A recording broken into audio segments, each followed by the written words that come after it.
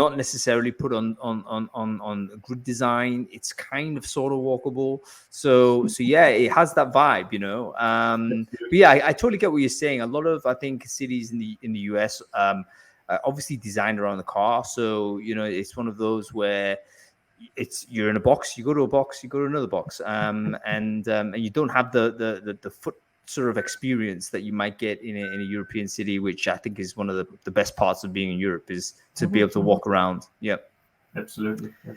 Was there a favorite city in Europe, Mehul?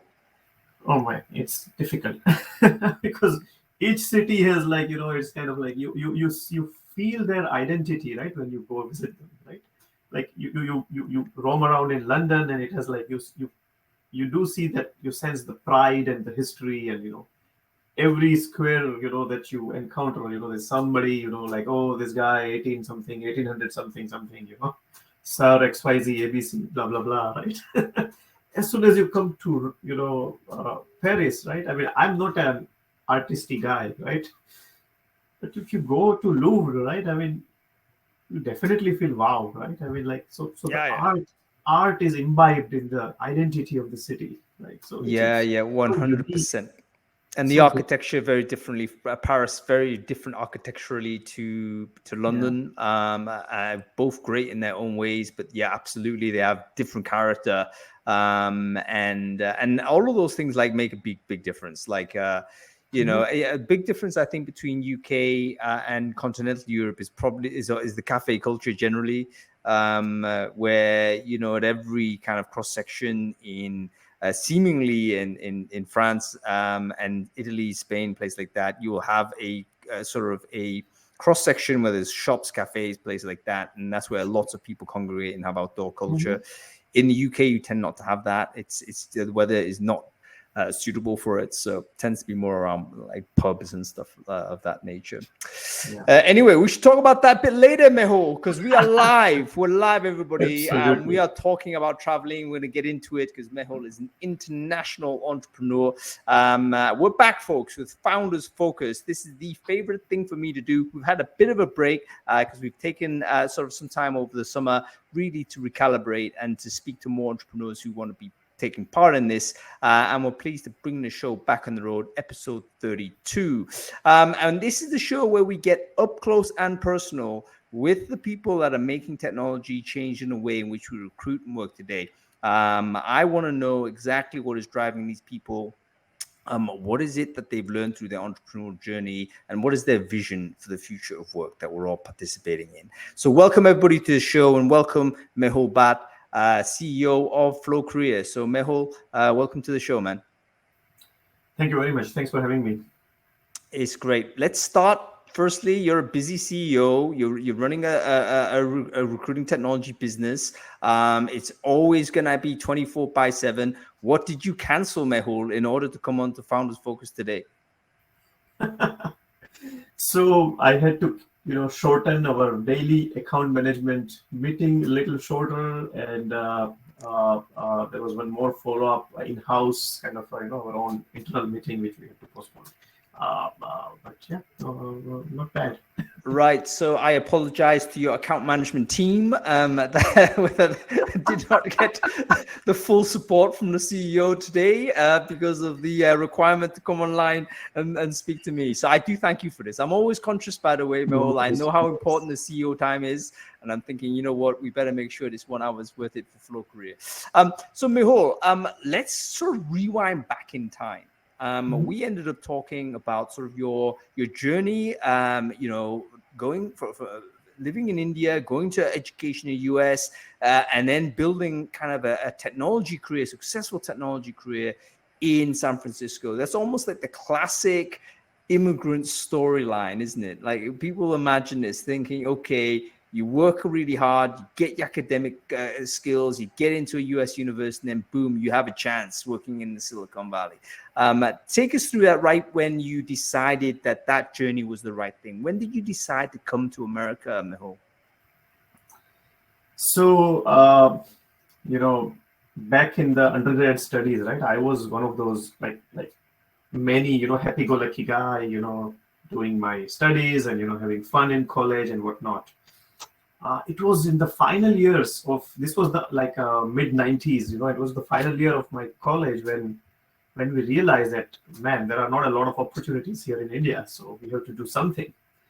And that's when we realized that, okay, but there's a lot of things opening up, especially, in the computer networking and those kind of areas, which I found somehow naturally inclined to in my, final year of education.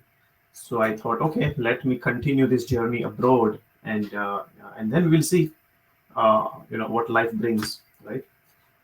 So yeah, that was the idea that, okay, this is the area which I really find. My undergrad was in electronics and communication, but we had one subject on networking towards the end of the last semester. So that's when I decided, okay, this is very, very interesting. Let's continue this journey. So And perfect timing as well in terms of the sort of educational experience with the sort of maturity of the technology at the time.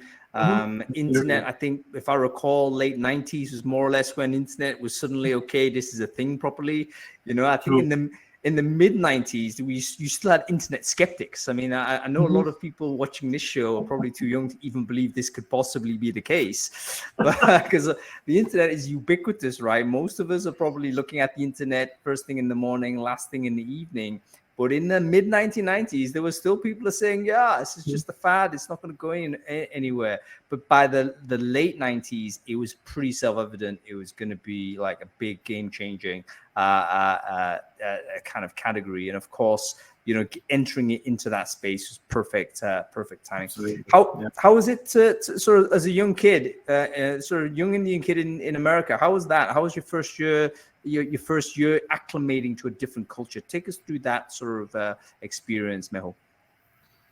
So I came to IIT Chicago for my master's degree, and by the time you reach the master's degree, at least you don't have a lot of so-called identity crisis, right? You kind of you have your friends, you kind of focused on your studies, and so that acclimatization was not a big issue, and I really enjoyed studying. I had a wonderful graduate advisor.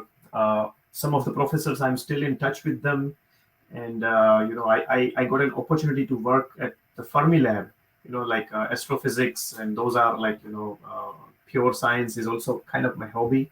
So it was great working for Fermi Labs in the summer intern, and it was really fabulous. I really enjoyed studying at IIT Chicago, yeah, absolutely, that was fun.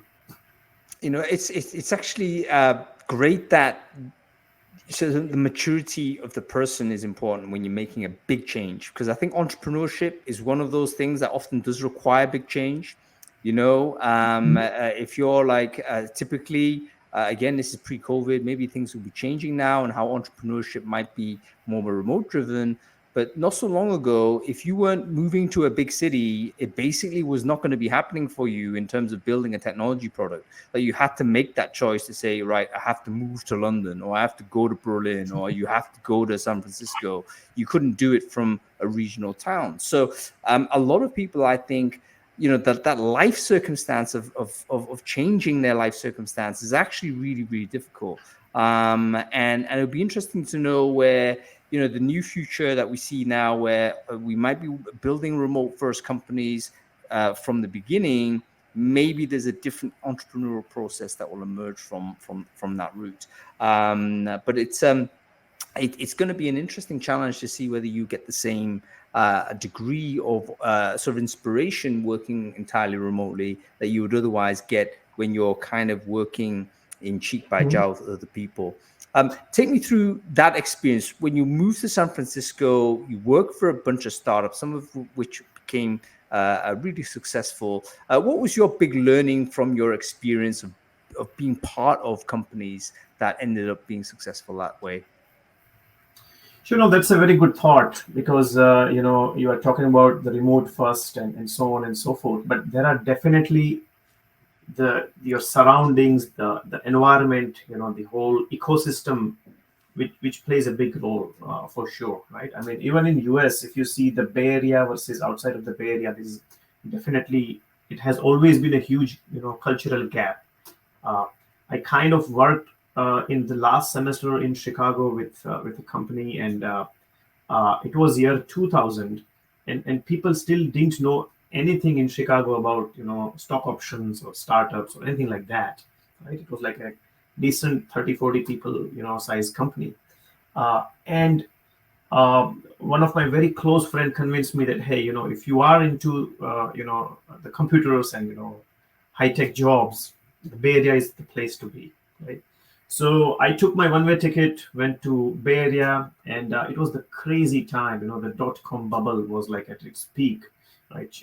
Santa Clara Convention Center in Bay Area was every weekend almost there was a job fair, uh, and everyone is talking about startups and stock options and you know the live and breathe. What is the market doing today?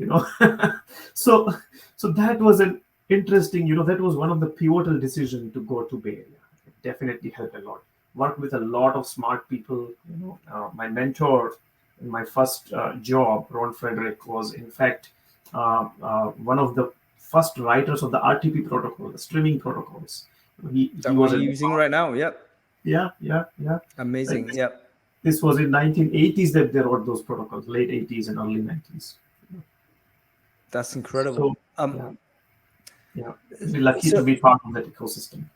and you know what, you look back on it. I mean, obviously you've got a long way to go in terms of your entrepreneurial journey, Mehul, so that you never want to be premature in looking back, but to be in that era in the dot-com bubble at the beginning was probably a remarkable period, because that is unlikely to be repeated. You can see that the future will Mhm. look differently in a more distributed fashion. I only read today, I think in Stack Overflow blog, that one of the big characteristics of this new era we're in is actually a loss of talent from those places that previously had sucked in a lot of talent. San Francisco, I think, is the metropolitan center in the US that has had the biggest decrease in population, I think, over the past 3 years compared to other places. So it seems to be the case that a lot of technology companies are thinking, let's build elsewhere. We can do it more remotely. We can access different types of talent.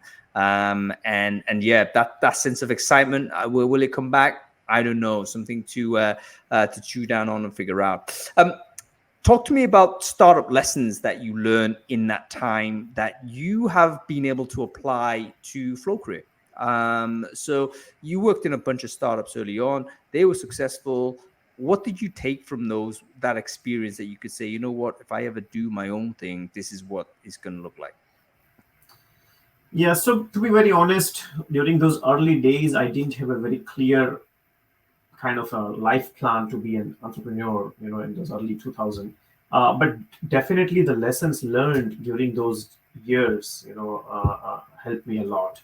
A few things are always, which is very critical for startup is, kind of, you are okay with the uncertainties, like, things can go anywhere, and the resilience of the company that I was working for, cash flow, cash flow became blue coat later on, right? And had a very interesting journey.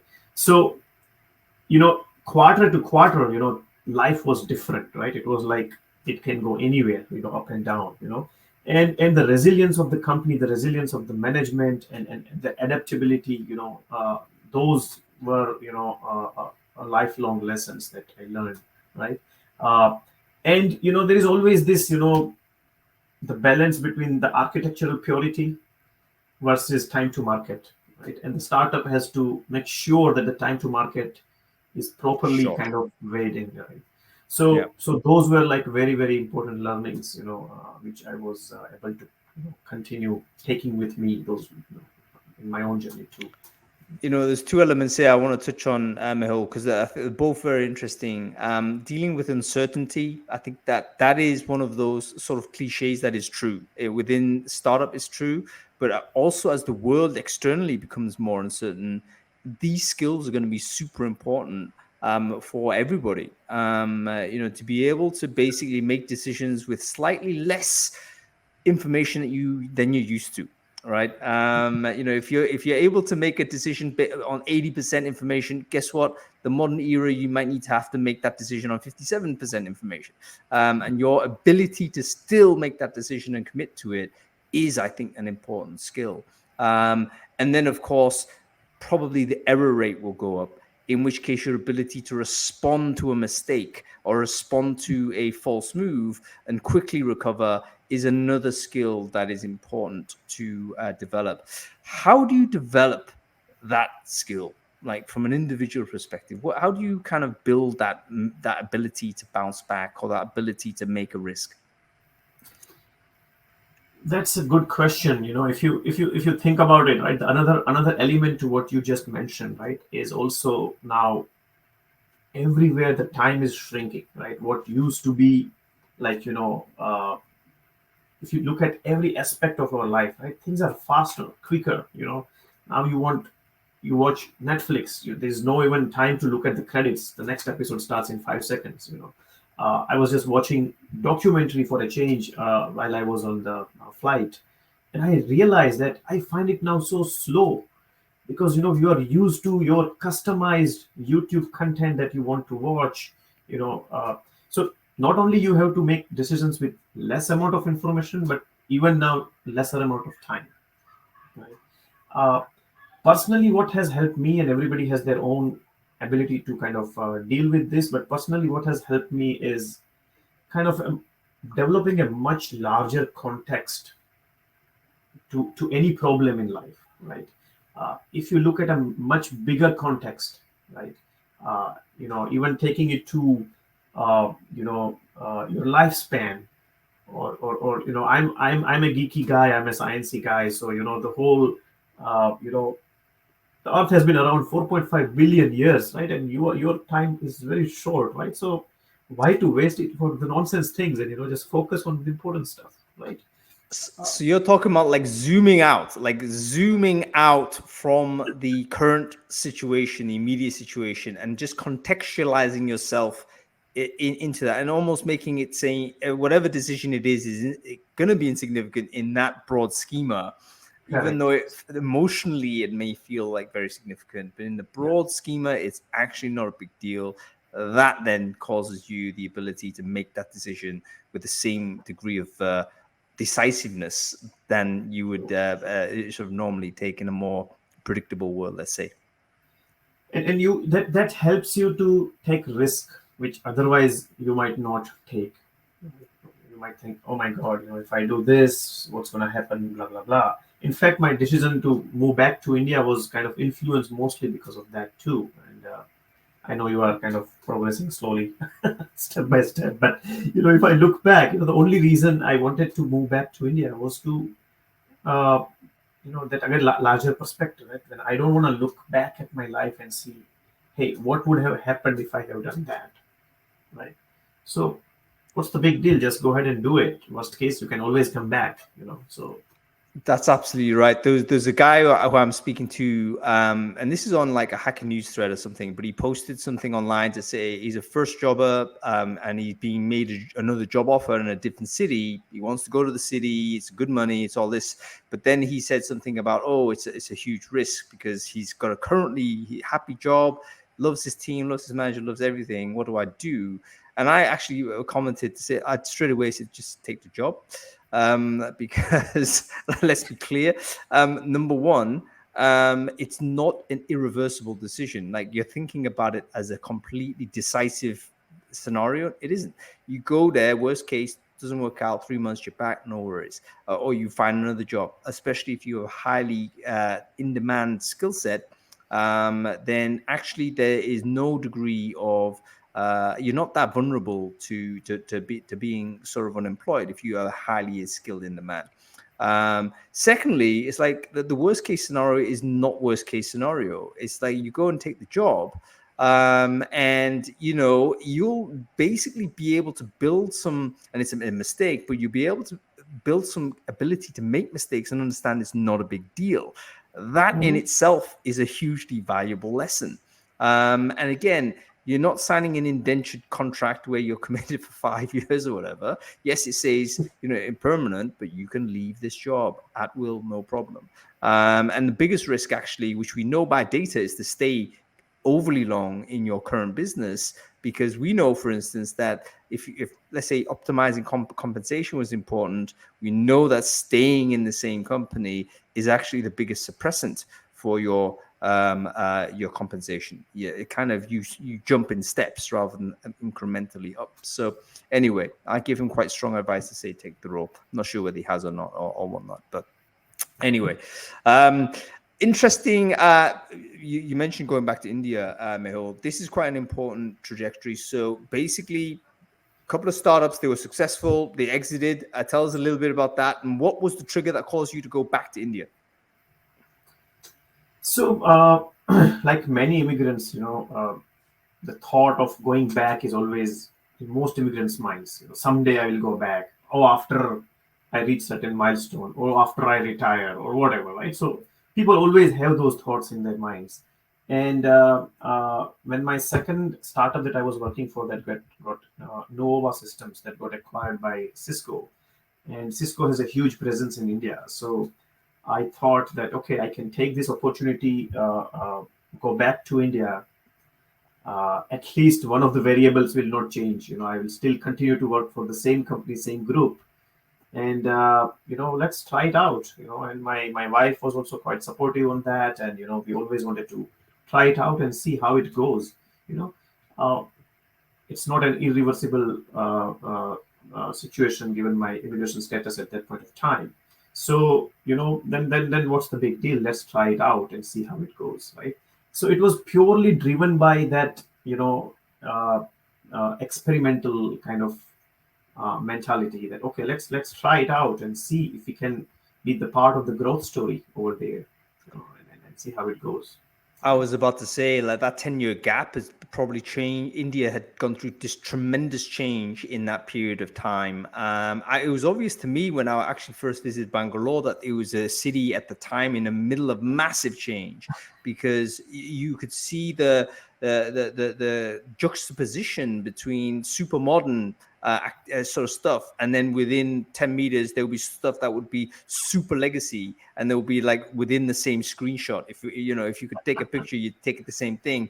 That only happens when you have accelerated growth, and it's going like this. So that in itself is actually a really smart entrepreneurial advice, to kind of just go to where the growth is, rather than have some genius idea. You don't need the genius idea per se. If you have one, amazing. But actually, if you know that this is a growth area, a growth country, a growth industry, a growth something, just being in around that kind of gives you much more opportunity to succeed than if you end up in a place or in an industry that is trending down for whatever reason. So, I totally get that. That was you could calculate the risk a little bit and think, okay, let's give this one a shot.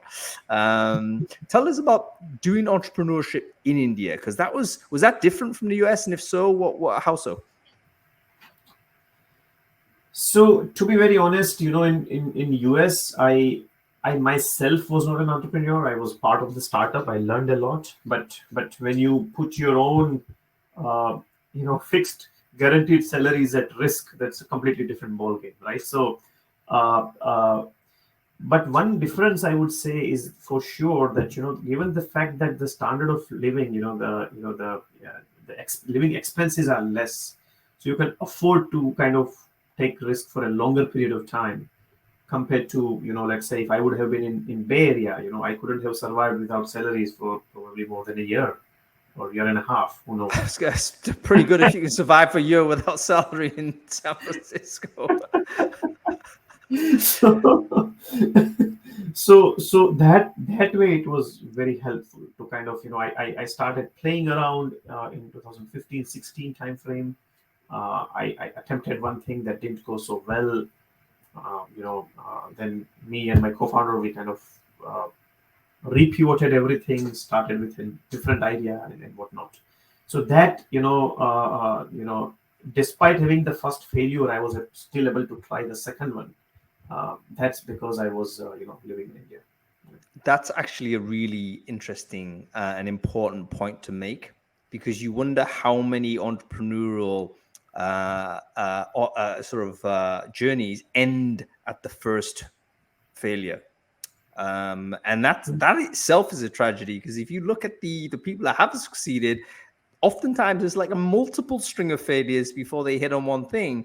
And one of the lessons that I've learned in just observing a lot of this activity is that it's almost like you just got to stay in the game long enough, and eventually it'll work. It's like you're in a boxing match. Just stay in the ring. Make sure you're still there around 12, and guess what? You got a shot, right? Whereas, and this is where a lot of the privilege comes in, because if you have the wherewithal to survive a long period of time without, a secure income, that is a huge competitive advantage for you. If you can survive multiple experiments, you can experiment for longer. That is a huge benefit for you. Those are probably the two main things that I would say, ahead of things like team, ahead of things like product, ahead of things like any of that. Those two elements are going to give you that advantage. And reducing sort of extending the runway by moving to India, I think, is one of the smartest things you could do. And again, in future, maybe people will not have to sort of enter into a place where your runway is inherently short because of the cost concerns, but you could actually do some cool entrepreneurial stuff in places where the living expenses are far lower. Tell us about sort of when you decided to put it on the line, as you say, Mehul. A lot of people don't get there, right? A lot of people have the thought, but they don't actually get there. What was the moment that you realized you're going to do it?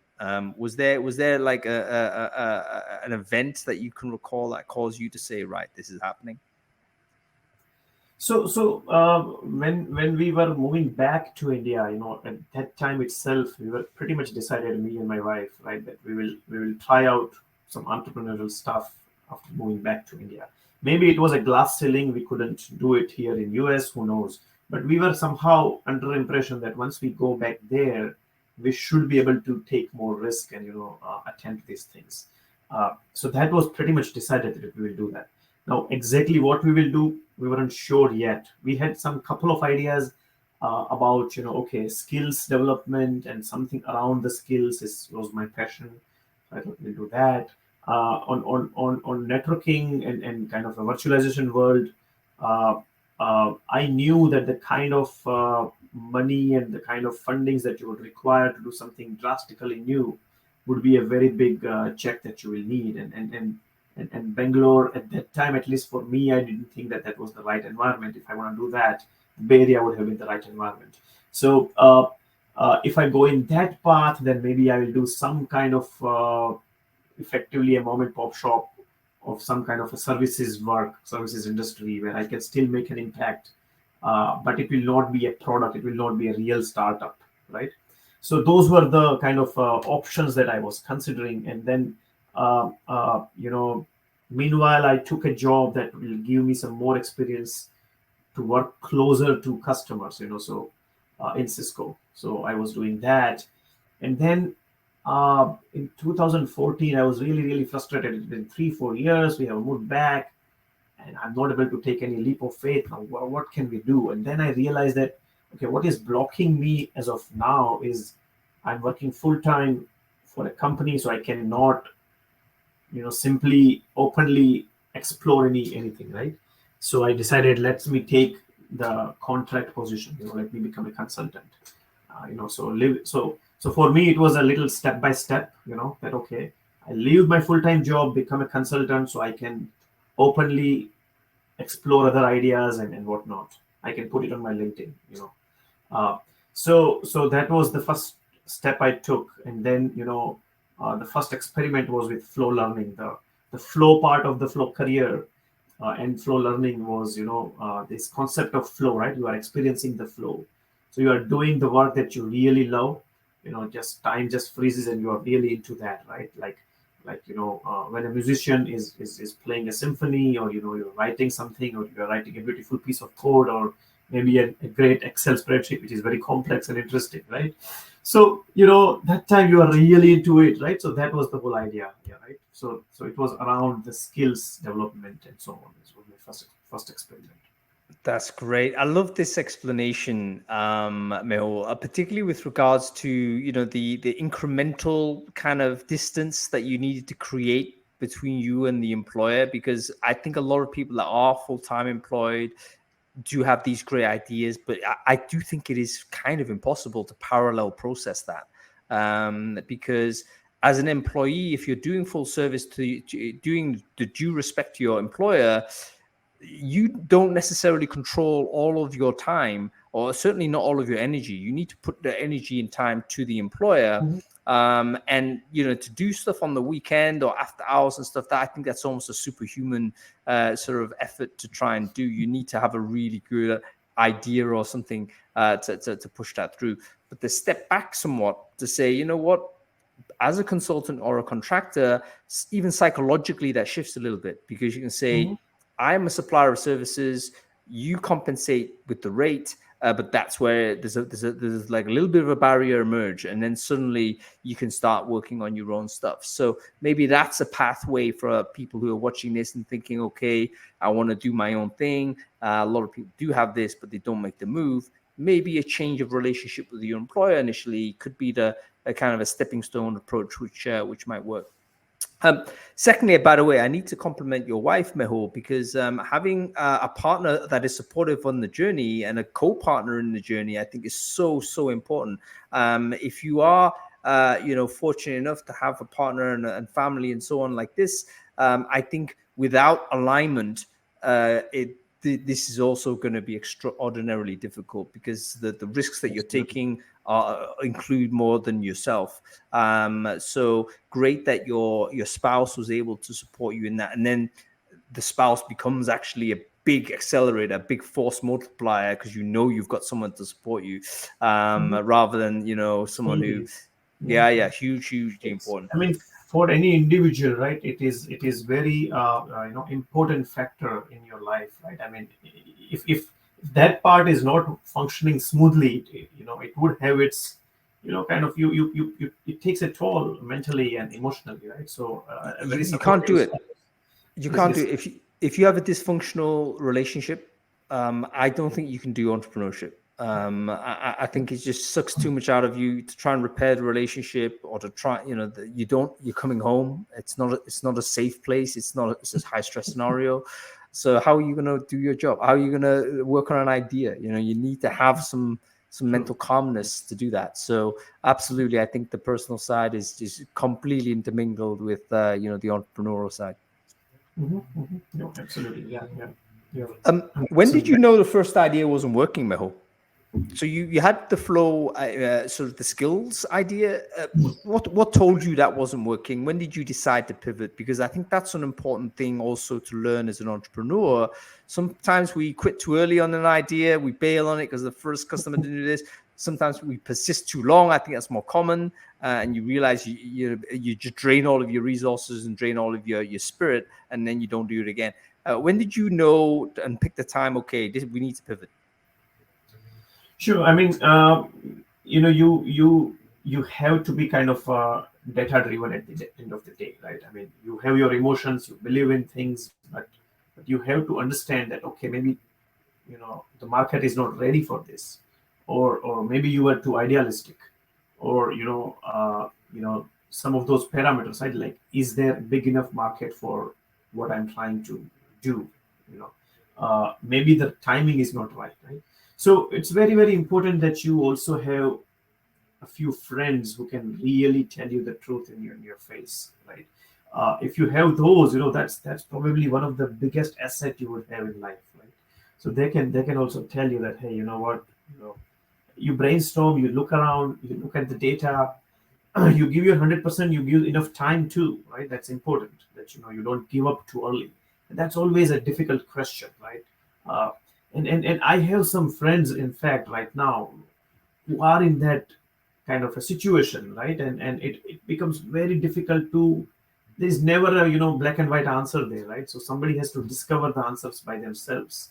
uh, but yes, I would say very important thing is to adapt and change the strategy and do something differently, right? If you don't do that, if you try to keep, if you hit a wall and keep banging your head to the wall, it's not gonna make any difference. You have to find a way around it.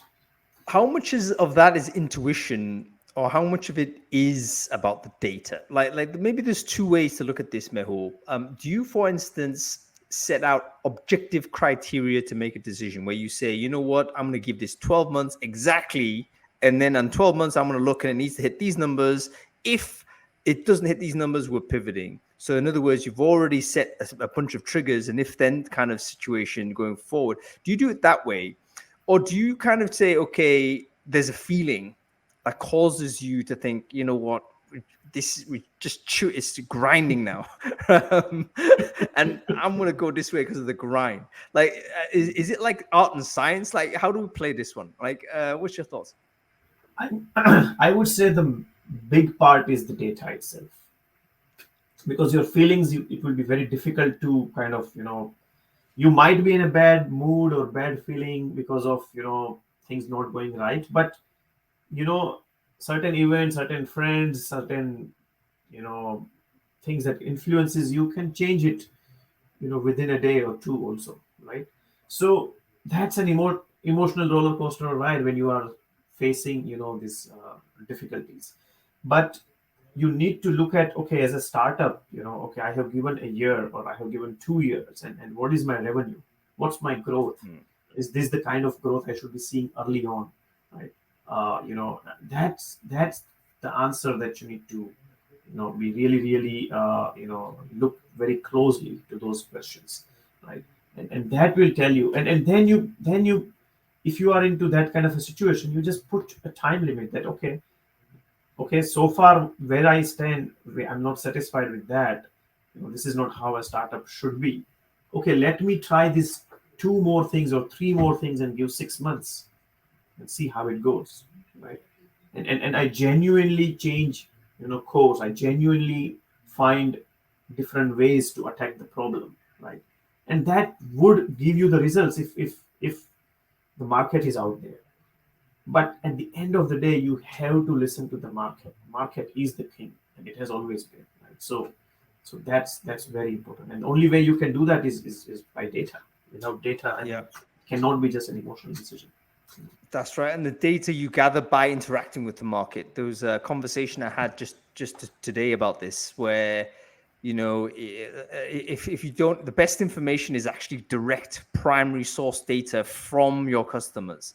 You can try and do all the validation from all of the people around you and all of this stuff. That's all well and good. Do all the strategizing. That's all well and good, important.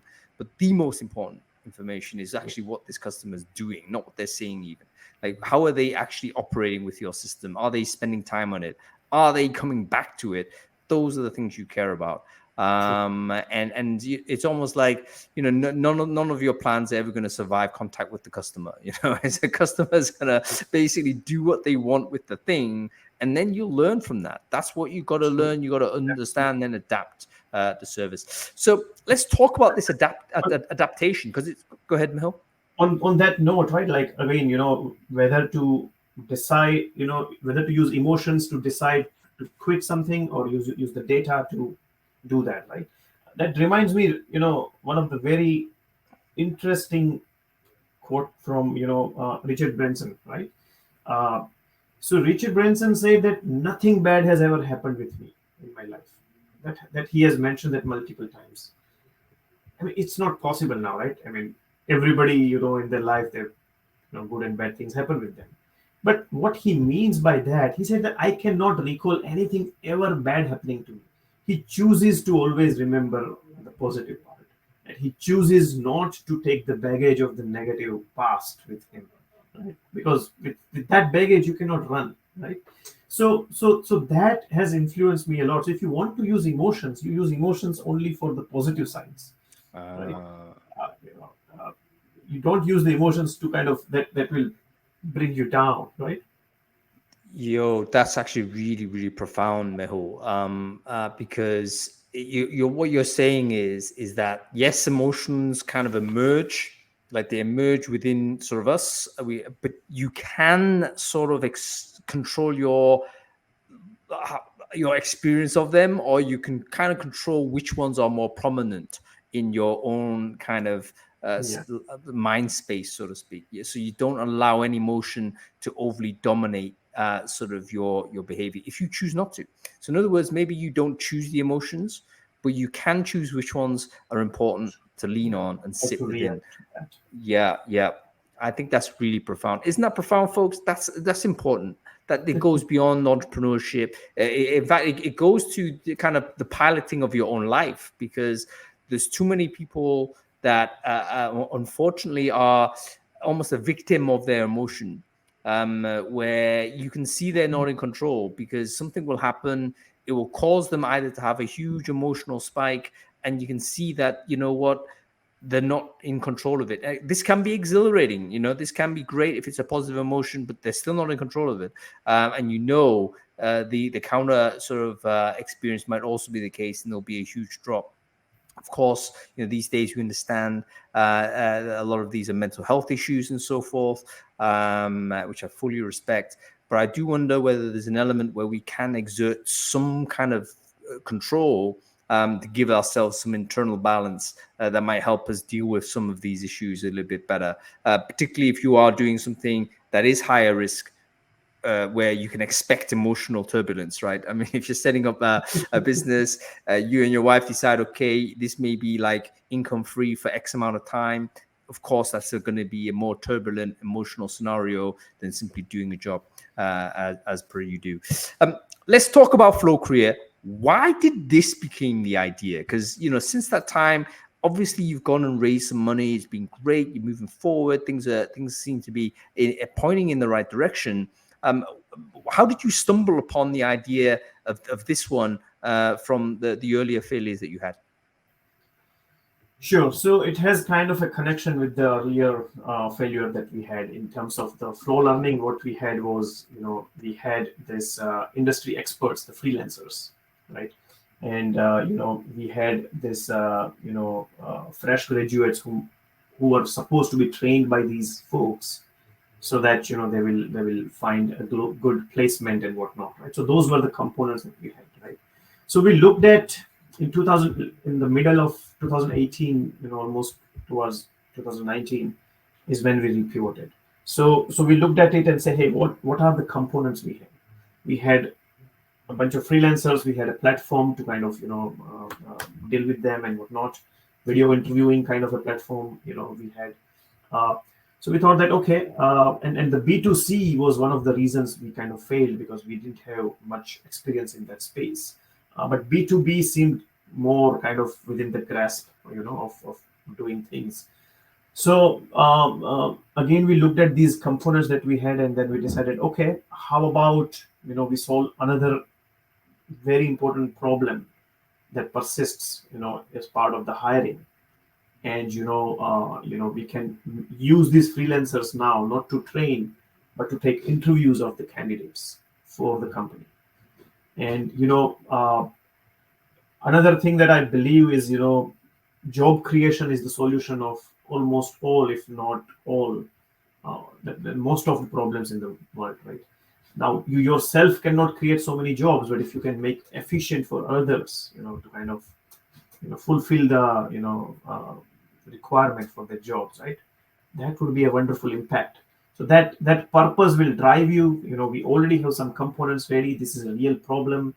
Let's test the waters. So we did that, and early 2019, is where we had first paying large customer.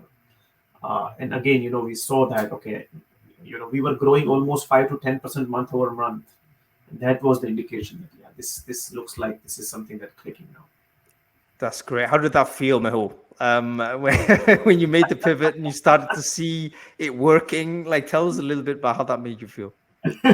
Of course, yeah, there is nothing like, looking that graph going up, every month you see 5-10% growth, right? During those early days. Then came COVID, and we had a big dip for about 3 months when we had a nationwide lockdown. But post that, we were growing 25-30% month over month. Right? So yeah, because the world had moved to video, right? So suddenly it just accelerated the journey, and that's fantastic. And then, of course, you move further forward and get some significant funding through to support the growth of it. tell us, for the people who don't know FloCareer, tell us what it is. It's actually a really remarkable solution. We got a little bit of an hint on it. So you got a bunch of freelancers on platform, and they actually do the interviewing on behalf of employers. Is that correct? Correct. Yeah. Yeah. So we have effectively done the Uberization of interviews, right? So it's same as Uber, right? In Uber, you book a cab, and what the platform does is, it will figure out, okay, they have probably hundreds of thousands of, drivers around across the country. They will notify only the nearby folks so that they will come. One of them will come and pick you up, right? So we have done the same thing for interviews. The HR team can upload the resume on the platform, and the platform figures out who are the best interviewers for this job for this company, right? And one of the guys, will pick up the candidate and schedule the interview. So now the HR doesn't have to worry about scheduling the interview. The in-house team, which is busy doing their core work, they don't have to deal with so many interviews. And at the same time, the gig workers are like kind of, really making a good money out of it. Did you everyone get this? Like, this is a I think a unique innovation. I don't know of a single business out there that is even doing something similar to this. It is the Uberization of interviewing. So imagine this: you're hiring for X role, and you upload the candidate CV onto FloCareer, and FloCareer will basically find the people who would be hiring managers or assessors for this role. And these will be people who will be outside of your company. They'll have no stake. Think about the D and I kind of value to this. They'll have no kind of emotional commitment one way or the other. Their job is purely to interview whether this person is competent at the job. And that is basically kind of almost like getting rid of a lot of the cultural biasy issues that you might find within your business. I don't know of a single organization doing it. I can understand why you guys raised some money on this, because it seems to me like a really exciting and potentially global, right? I love the fact that you could get to a point where any role that has an interview component. Some jobs don't require this, but most jobs do have this interview component. You could sort of expand this to almost any job, as long as you have the people who are on the platform, they can do it. And guess what? These people don't need to be permanently hired by the platform. I could do it, right? I could put myself forward as an interviewer. Is that correct? And start interviewing recruiters, for instance. Is that possible? Yeah, I mean, so yeah, relevant skills and expertise. We always match the gig workers with the jobs. So yes, yeah, anybody can apply and yeah. So what this democratize. It's also Uberization. I know Uber's kind of had they kind of gone through the PR mill as well, but they did actually create an innovation that was really remarkable, which was unlock excess capacity. Right. So everyone had cars. You're not driving your car 24/7. There is time when you can pick somebody up and do it right. And I think interviewing is the same. Like we have basically concentrated interviewing into only a few people in a company and overloaded them often. So if you imagine sort of you're hiring for a technology role or whatnot, guess what? The CTO probably has involvement there. Senior tech engineers have to be interviewed. They're hugely important people in the business that may have like major urgent deadlines, and you've got to say, hey, there's 10 people you've got to interview. So it's totally locked in. But imagine if you could kind of just spread it around. You can guarantee this interview at the same quality, but you could diffuse the responsibility of assessing to this global marketplace where there's going to be excess capacity somewhere, right? So it's like any other cloud solutions, right? Where you are suddenly, tapping into a much bigger capacity. Because, I mean, if you take an example, let's say you have a 10 people team and you want to double it because of the growth. Now you want to hire 10 more people, and to hire each person, in tech industry, we have seen anywhere between 15 to 20 interviews to hire one person. So even if you are, more efficient, 15 per seat, it means 150 interviews. Now your 10 people team will take probably 2-3 weeks to do that. On FloCareer platform, you can get it done within 24 hours because, we have 4,000 interviews. So you are tapping into a much bigger capacity. Yeah, and the capacity is I guess what FloCareer also has is redundant capacity. In other words, it can scale your assessment up. So the times when, for instance, there is like a big interview spike. In fact, there's something I'm going to be talking about soon, where there's companies that have mega scale responsibilities, right? Where sometimes they can have a requirement where, oh, I need to hire 10,000 people in 2 weeks. That kind of level of recruiting. Yeah, you can't just get your team to go and interview those people. You need some sort of solution. So this kind of thing might be providing that type of support. Very quickly for the audience here, Mehul, what kind of like roles do you typically recruit for now, and what is the plan in future for you to also provide a service against? So currently, most of the interviews we conduct are in the space of tech jobs, technology jobs. And in technology jobs, we have like almost 200 plus skills we have done the interviews. We have more than 300,000 interviews under our belt by now. So in tech jobs, pretty much any skill you name it, we would have interviewers for that. But we are also kind of now moving towards more kind of opening up ourselves to other domains. In US, we have started just recently the interviews for the healthcare and the nursing domain. And guess what? First time ever, the nurses would have an opportunity to work from home, because of our platform, right? So, nursing has been a very, very, high stress, high strain job, especially, the whole ecosystem has been exhausted because of the COVID. And, now if somebody wants to say, hey, I want to work 30 hours, doing the actual nursing, and maybe 10 hours, I just want to do interviews, we will be making that possible for them. That's amazing, because the nursing is a really critical example, because I think you're absolutely right. The system has been absolutely depleted in terms of energy, and lots of people are leaving public health there because of this reason, and we absolutely need those people. And yes, they're going into different industries and so forth. But why are we losing that institutional knowledge? Because those ex-nurses could now become absolutely perfect assessors for the next generation of candidates that we need to go and recruit. So FloCareer can help kind of solve the labor force reallocation issue, because it means that you have the ability to assess new people coming through the flow, which is part of the problem of failure to replace, is because you don't actually know who's good or bad. You don't have enough assessors to do it. So FloCareer might provide kind of this place where people can go and continue to assess. I wonder whether this would be really good for early retirees, any job, right? Let's say you want to downshift in some way. A lot of people, guess what? They don't want to work 45, 50, 60 hours a week. Maybe the past that, they want to switch down. Okay, great. But they have all of this knowledge. Why are they not doing something like super valuable, like assessing the next generation that can come through? So absolutely, yeah, no, that's it has been a very a great win-win-win situation. For candidates, it's a winning situation, because they see the interview getting scheduled very quickly. They get a sense of learning when they leave the table. For interviewers, as you mentioned, there are a lot of situations where people who wants to work remotely for certain reasons, or they want to take early retirement or a semi-retired, or whatever they want to do, right? They can still do a very meaningful job.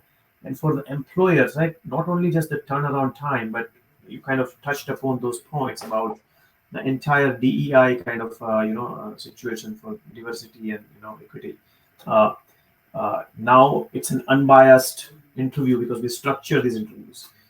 That's one of the very critical secret sauce we have, is we structure these interviews. We have a very good repository of lateral hire interview questions. Not a lot of companies pay attention to the interviewing, apart from probably Google and Amazon, which has put a lot of thoughts around interviewing. So we make that possible for everyone to have a very structured interviews, to remove the biases from the process. yeah, and even if we accept, and I know there's some critics out there that will now, it's now cool to say you can never remove bias, right? Which is probably true. We can say that human beings will always have heuristics. But one of the things that kind of creating the sort of having the interviews conducted on platform rather than in company is that at the very least you are diffusing the bias outside of the company. You're pushing it out. So in other words, you might have some inherent issues within your organization based on things like workforce homogeneity or whatever it is that's in there that causes these frictions. But you can push it out to a totally different platform that has none of the legacy issues that you have in your business, and that can create a different experience for the people coming through in process. How fascinating that is. Yeah, I mean, not only just the cultural and those kind of biases, but what sometimes happens in the companies apart from that, like those biases, a pure kind of personality related biases. What I mean by that is somebody can be very lenient in the interviewing, somebody can be very strict in the interviewing, right? Here we are structuring the interview. We have a lot of heuristics, a lot of data to say that, okay, these interview question is most suitable for medium size, this kind of companies, for that kind of skills in this domain. So we create that pool of questions and associate that with a job. So no matter who takes the interview, the difficulty level hovers in the similar kind of level.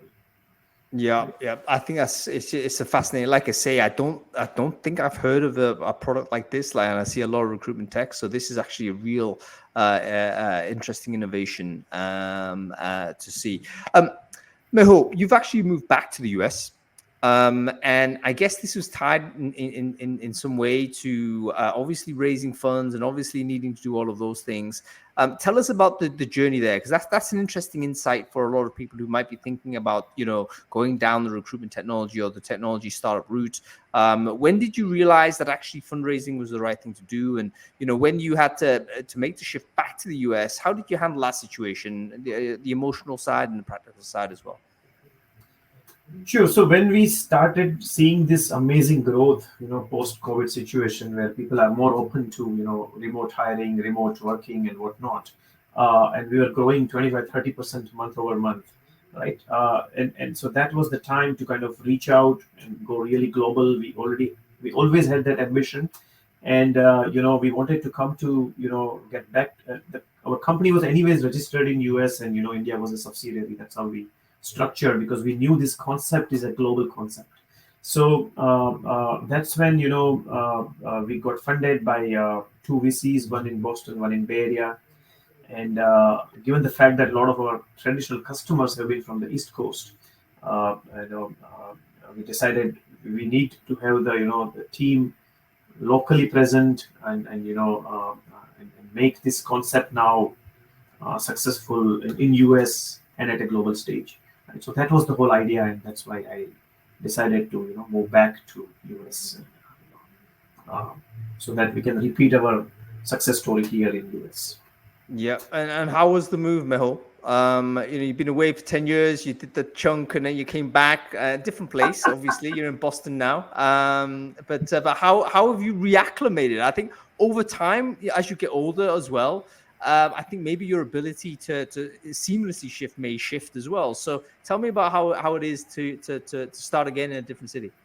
So I mean, I am very fortunate and lucky, kind of like to kind of have this, going back and forth, most of the times, and you are also an immigrant, probably your parents or grandparents, they have this, whether we accept or not, but they have the minority complex, right? So they will go to your own kind of, like the Indians will go to the Indian supermarkets and Indian stores and whatnot, right?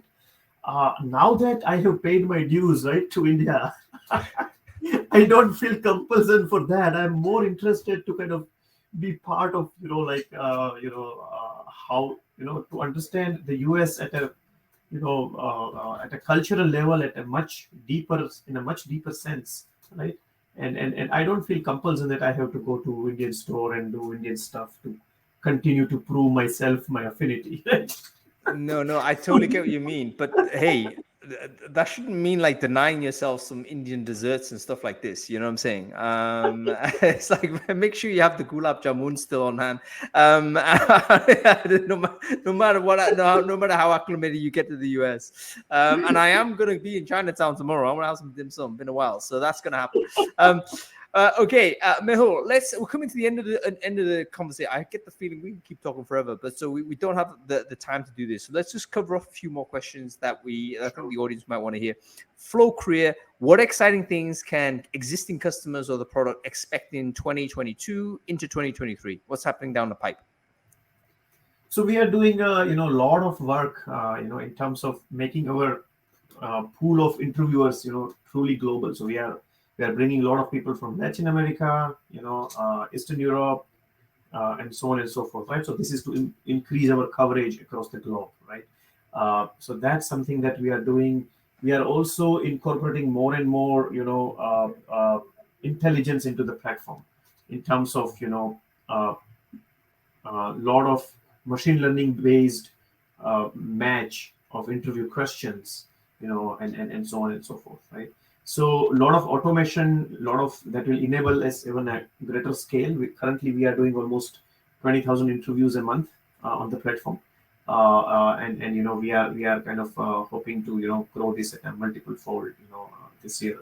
So a lot of automation, additional automation, and increasing our scope geographically of our interviewers. Those are the two critical things I would say. Yeah, amazing. It's almost like this is the time to scale it out and get more people using the platform and being able to actually put jobs through it or put interviews through it. Because I think people will be excited to try this. It seems to solve a lot of the problems of pipeline and assessment in an assessment load in a very and D&I and debiasing in a very unique way. Okay, cool. Let's final word, Mehul, for the young people out there or people who are thinking about, the entrepreneurial path. What kind of advice would you give them? Parting advice to say, you know what? Here's something I've learned through, being part of this and also doing my own journey. What's the one thing that this person should know before they embark?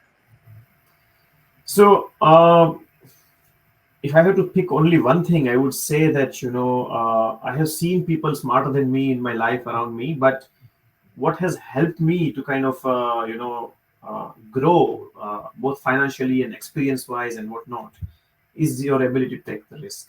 You have to take the risk, and when you take a risk, it doesn't necessarily mean that you have to quit your job and do something, right? You can take small risks in your daily work also, right? You have been doing things in certain way, and take risk and just do it slightly differently and see how it goes, right? So that's very, very important. And probably very close to that is to have that couple of good friends who can give you a really good feedback, right? That's absolutely important. You know what? Those pre-built for relationships, like the relationships you build before an agenda, without an agenda, they're the people that will always be able to. If you have that crew of people around you, that's like again almost like a superpower. It's a plus one bonus point on your journey as an entrepreneur. Okay, Mehul, listen, I've taken way too much of your time. You've got busy things to do. What is happening for you in terms of after this call? What stuff is back on schedule for the CEO of FloCareer? Keeping in touch with a few customers, right? That is always, we are always customer focused. So yeah, we reaching out to them. That's the agenda for the day today. Cool. But thanks for having me. Really appreciate this platform. You guys, I checked out some of the previous other podcasts and whatnot. Very, very interesting forum that you have built here. No, it's the job of recruiting brain food is to bring interesting people and interesting conversations and interesting products to the recruiting community. So hopefully we've managed to do that today. Mehul Bhatt, CEO of FloCareer, thank you so much for your time. It's been great chatting with you. Thanks for having me, Han. Nice talking to you. Yeah, thank you. Wow, wasn't he great? What a nice guy he is, Mehul Bhatt. And you know what? I'm actually kind of raving on his product now, and which I typically don't do. But I'm actually found out that there's some light bulbs kind of popped in my head when Mehul was speaking there about how interesting this concept is. I'd love for people to give this a shot. FloCareer.com, folks. If you haven't tried it and you want to try it, go ahead and do it, and let me know what you think. The Uberization of interviewing. Okay, that's about it for today. Thanks for watching. If you're interested in conversations like this, please follow the channel. We do these whenever we have interesting entrepreneurs that want to take part. And also, we are on Friday, Brain Food Live on air. Don't forget this. We are talking sourcing on Reddit, folks. Already 335 people, I think, 335 people, I think, have already registered on that show. We're going to get 500 people watching it, folks. That is the seat limit. So if you haven't already registered, I recommend you do so and don't miss out. We've got Aaron Matthew from PayPal and Vim Damans from Tenet joining us for that show. We're on Friday at 2 p.m. Okay, that's about it. Have a good day, folks. See you on Friday.